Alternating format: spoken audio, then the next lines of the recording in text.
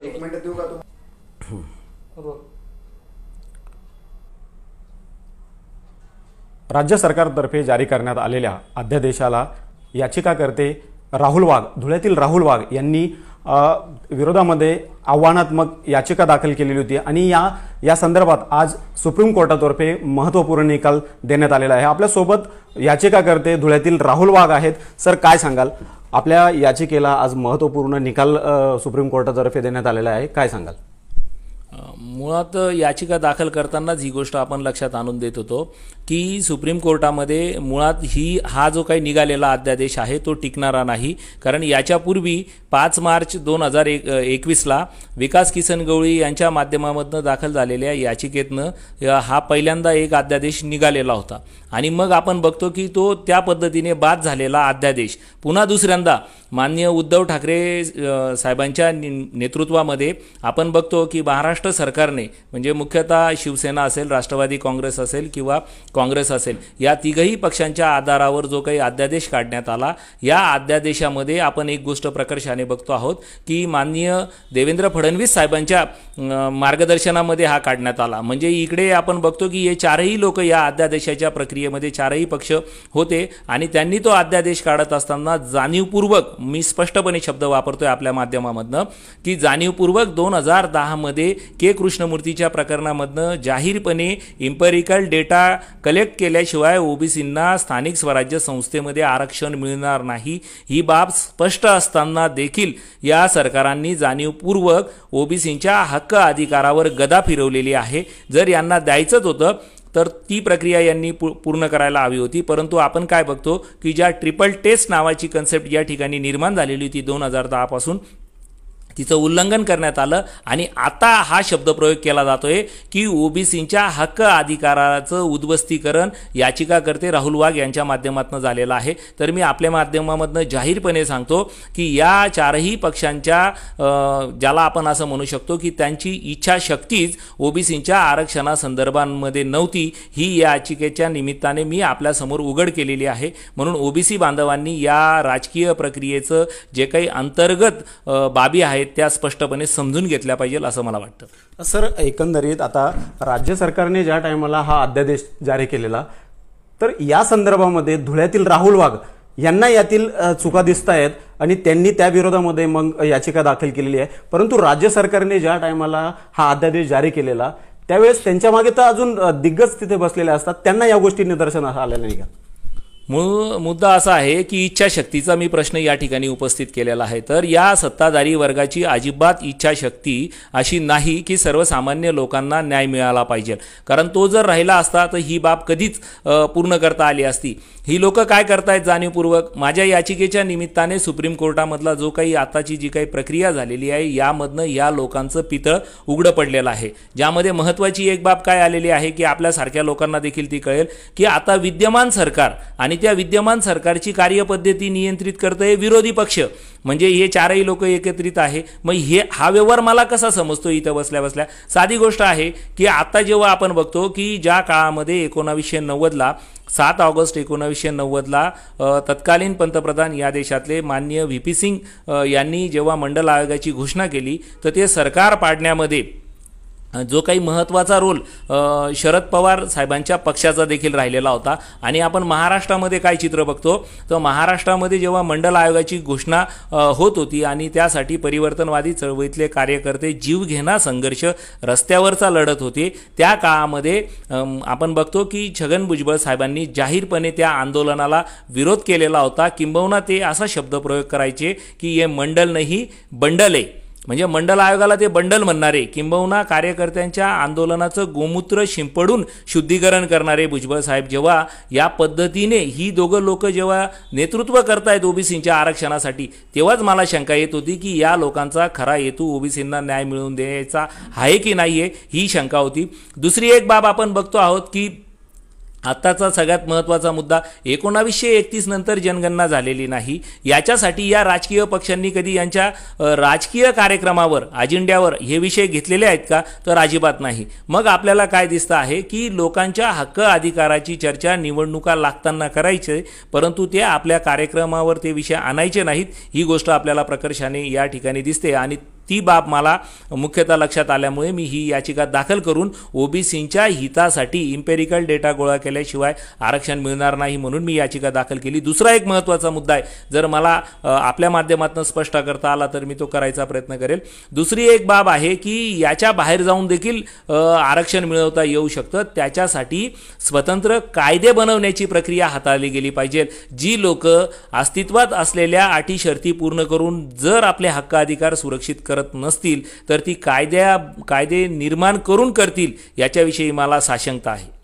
Sir, एकीकडे केंद्र सरकारने देखील या संदर्भामध्ये इम्पेरियल डाटा हा देण्यासाठी नकार दिलेला आहे आणि दुसरीकडे राज्यामध्ये जे आता महाविकास आघाडी सरकार आहे यांच्याकडनं देखील असे सर्व प्रयोग होत आहेत. म्हणजे एकंदरीत आपल्या बोलण्यातून जाणवतंय की कुठलाही राजकीय पक्ष हा या संदर्भामध्ये ओबीसींना आरक्षण देण्यासाठी सकारात्मक भूमिकेमध्ये नाही आहे, परंतु कुठेतरी दबक्या आवाजामध्ये असं देखील काही गोष्टी बाहेर येत आहेत की याचिकाकर्ते राहुल वाघ यांना भाजपतर्फे छुपा पाठिंबा देण्यात येतोय, त्यांना छुपा पद्धतीने त्यांना सपोर्ट केला जातोय. या संदर्भात आपण काय सांगाल? आपला प्रश्न चांगला आहे. मूळ मुद्दा असा आहे की मी ही बाब आपल्या समोर जाहीरपणे लक्षात आणून देतोय की जसं आता जो काही केंद्र सरकारकडे अस्तित्वात असलेला जो काही डेटा आहे, म्हणजे असं म्हटलं जातंय की 2011ला त्या काळामध्ये काँग्रेस सरकारने जी काही अभ्यास करून तो जो आकडेवारी गोळा केलेली होती ती जेव्हा 2014मध्ये या सरकारकडे आलेली आहे तर या सरकारचं नैतिक कर्तव्य आहे की ती दिल्या गेली पाहिजे. आपण बघतो की केंद्र सरकार काय करतंय की 27% जे ओबीसींचं आरक्षण आहे त्याचे तुकडे पाडण्यासाठी रोहिणी आयोगाला ती आकडेवारी देते. म्हणजे भाजप सरकार रोहिणी आयोगाला ओबीसींचे तुकडे पाडण्यासाठी ही आकडेवारी देते, परंतु हीच आकडेवारी राज्याला स्थानिक स्वराज्य संस्थेमध्ये ओबीसींना आरक्षण मिळावं म्हणून देत नाही. याचा अर्थ मी स्पष्टपणे सांगतोय की भाजप या प्रक्रियेमध्ये षडयंत्रामध्ये सगळ्यात महत्त्वाचा रोल अदा करते. म्हणूनच तर देवेंद्र फडणवीस साहेबांनी तो अध्यादेश लिहिला देखील ना. मग मूळ मुद्दा असा आहे, असा असताना देखील भाजपचे राहुल वाघ असा प्रचार का करण्यात येतोय तर हा जाणीवपूर्वक करण्यात येत आहे. याच्यामध्ये काय आहे की ओबीसी बांधवांना, ओबीसी विचारवंतांना, ओबीसी कार्यकर्त्यांना हे अंतर्गत षडयंत्र समजू नये म्हणून भाजपचा कार्यकर्ता बनवून हा विषय डायव्हर्ट करण्याचा प्रयत्न जाणीवपूर्वक केला जातोय. दुसरी बाब अजून आपण या विषयाकडे असं बघू शकतो की मी कशा पद्धतीने या विषयाला हाताळण्यासाठी पुढे येतोय. मूळ मुद्दा असा आहे की माझं स्वतःचं जे काही सार्वजनिक जीवनातलं आयुष्य राहिलेलं आहे ते खुल्या पद्धतीने राहिलेलं आहे, ज्यामध्ये आपण बघू शकाल की मी मागच्या काही काळ म्हणजे यापूर्वी मी बामसेप यासारख्या संघटनेमध्ये काम करत होतो. बामसेप आणि भाजप या विळ्या भोपळ्याचं नातं असणाऱ्या संघटना आहेत. किंबहुना कॉम्रेड शरद पाटील जे आंतरराष्ट्रीय कीर्तीचे प्राच्य विद्यापंडित आहे त्यांच्यासोबत सलग 14 वर्ष मी राहिलेला कार्यकर्ता आहे. असं असताना जर मी भाजपचा कार्यकर्ता होत असेल आणि मला या प्रकरणामध्ये यातना देणारी जर काही गोष्ट घडत असेल तर ती सगळ्यात महत्त्वाची ही आहे की ज्यांना आम्ही बघितले आहे, ज्यांना वाचलं आहे, ज्यांच्याबरोबर चर्चा करून आम्ही डेव्हलप झालेलो आहेत त्या हरी नरकेंकडनं म्हणजे संशोधक, प्रगल्भ विचारवंत, अभ्यासक अशा असणाऱ्या हरी नरकेंनी मी भाजपचा कार्यकर्ता आहे म्हणून घोषित करावं आणि त्याच्यामध्ये माननीय छगन भुजबळ साहेब असतील, नाना पटोले असतील किंबहुना अजून काही मंडळी असतील, या सगळ्या लोकांनी ही जी काही कॉन्स्पिरसी चालवलेली आहे तर सर्वसाधारण कार्यकर्त्याचं सामाजिक चारित्र्य हनन करण्याचा हा एक प्रयत्न आहे. आणि सर्वसामान्य कार्यकर्त्याने बंडाची भाषा आणि स्वतंत्र विचार व्यक्त करू नये हे एक नवीन मॉडेल आहे, हे या निमित्ताने मी आपल्याला सांगू पाहतो. पुन्हा याच्यामध्ये आपल्याला एक विषय मी सांगतो की आता हा एक नवीन पॅटर्न आलेला आहे. कोणता? फडणवीस पॅटर्न, ज्याला आपण आपल्या राज्याचे जे काही माजी मुख्यमंत्री आहेत फडणवीस साहेब ज्यांच्या माध्यमामधनं आलेला आहे त्याचं मी नामकरणच असं करतो की हा फडणवीस पॅकर म्हणजे फडणवीस म्हणजे ज्याला काय म्हणता येईल माहिती का, फसवणारा पॅटर्न आहे. कसा बघा, जेव्हा आपण बघतो की मध्यंतरीच्या काळामध्ये एक घटना अशी घडलेली होती की जेव्हा मराठा आरक्षणाचा विषय समोर आला तर मी तेव्हा पण स्पष्टपणे सांगायचो, ते प्रेडिक्शन मी नोंदवलेलं आहे. त्यामध्ये मी काय स्पष्टपणे म्हणायचो की मराठा आरक्षणाचा विषय हा मुख्यतः नागपूरमधनं निर्माण झालेला आहे, त्याला ऑपरेट देखील नागपूरवरनं केल्या जाते. एवढी आक्रमक जमात, लढवय्य जमात जेव्हा ती आरक्षणासाठी रस्त्यावर येते आणि ती इतक्या शिस्तबद्धपणे ऑपरेट होते यात देखील शंका आहे. कारण हक्क अधिकारासाठी माणूस इतक्या शिस्तबद्धपणे ऑपरेट होत असेल तर याच्यामधले पण देखील बारकावे आपण आपण समजून घेण्याचा प्रयत्न केला पाहिजे. दुसरी एक बाब या ठिकाणी मी आपल्या माध्यमातून सुचवतोय की तेव्हा जेव्हा कायदा करून मराठ्यांना आरक्षण देण्याचा प्रश्न आला आणि तो देत असताना ज्या आयोगाचा तो अभ्यास केला आणि त्यामधनं ती आकडेवारी सुप्रीम कोर्टात सादर केली, ज्याच्यामधनं मराठा कम्युनिटीचं कंबरडं या पद्धतीने मोडलं की आता ते 25 वर्ष पुढे आरक्षण मागायचं धाडस करू शकत नाही. म्हणून हा विषय, म्हणून मी त्याला फसनवीस पॅटर्न हा शब्दप्रयोग करतो आणि तोच पॅटर्न ओबीसींच्या बाबतीमध्ये काम करण्याची प्रक्रिया पुढे आलेली होती आणि म्हणून मी हे धाडस केलं. मी कर्मठ, ज्याला आपण असं म्हणू शकतो भारतीय संविधानाला मानणारा कार्यकर्ता आहे आणि मी क्रांतीची व्याख्या देखील अशी करतो की वेगवेगळ्या देशांमध्ये अस्तित्वात असणारं संविधान उचलून फेकणं म्हणजे क्रांती आणि भारतात जर क्रांतीची व्याख्या करायची असेल तर भारतीय संविधानाची अंमलबजावणी करणं म्हणजे क्रांती आणि भारतीय संविधान आरक्षणाशी लाभार्थी लोकांच्या संदर्भामध्ये अतिशय संवेदनशीलपणे विचार करतं, परंतु विद्यमान सरकार त्या बाबतीत अजिबात विचार करत नाही.